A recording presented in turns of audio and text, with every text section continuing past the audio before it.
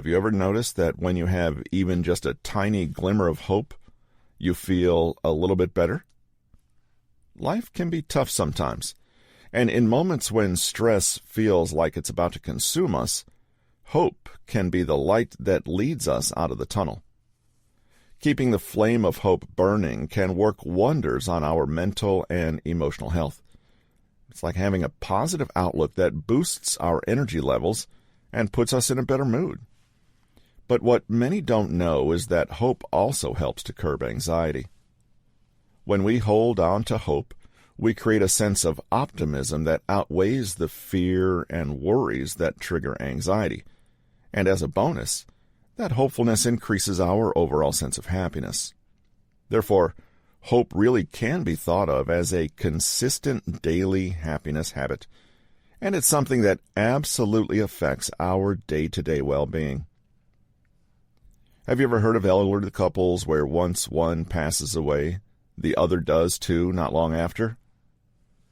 Ian Whitstein is a cardiologist at Johns Hopkins School of Medicine and believes that you can, in fact, die of a broken heart. He and several of his research colleagues published an article where they identified broken heart syndrome, or what they called despondency. The team is not the first to be interested in this phenomenon.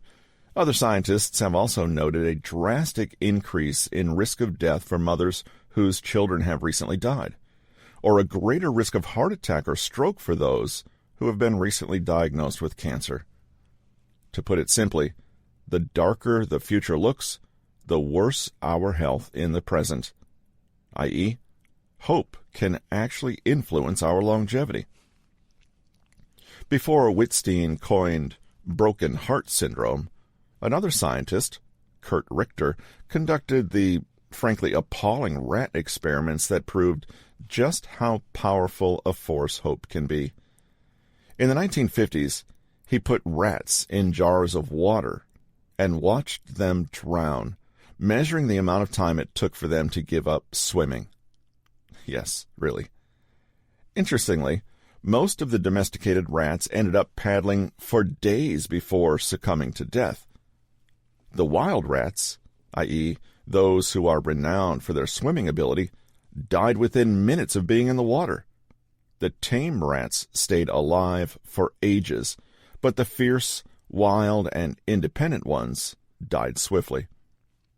Richter's theory was that the wild rats could not fall back on either fight or flight and could not help themselves, so they gave up hope. To test this, he took more wild rats, and shortly after he put them in the water, he pulled them out again for a little while before putting them back in.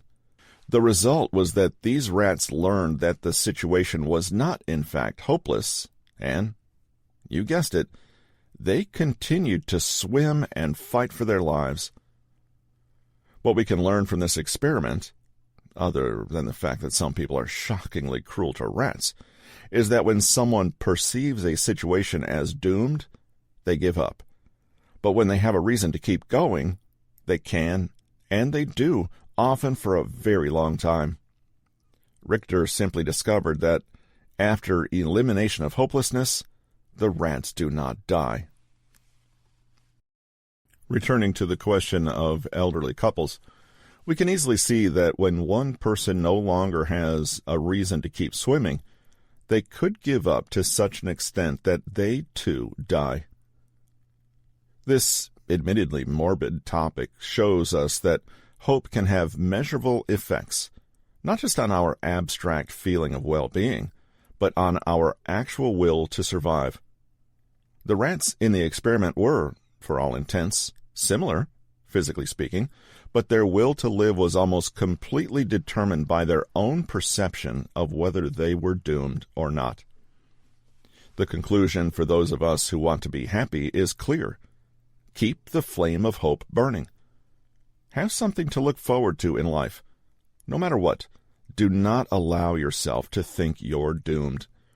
Remind yourself instead that even if things are hard, they can get better. If you are optimistically expecting a good outcome, it almost becomes a self-fulfilling prophecy, because that hope allows you to tap into reserves of your own energy and willpower to make that good outcome happen. This has been The Anxiety Cure, 37 science-based 5-minute methods to beat back the blues, stay positive, and finally relax. Written by Nick Trenton, narrated by Russell Newton. Copyright 2023 by Nick Trenton.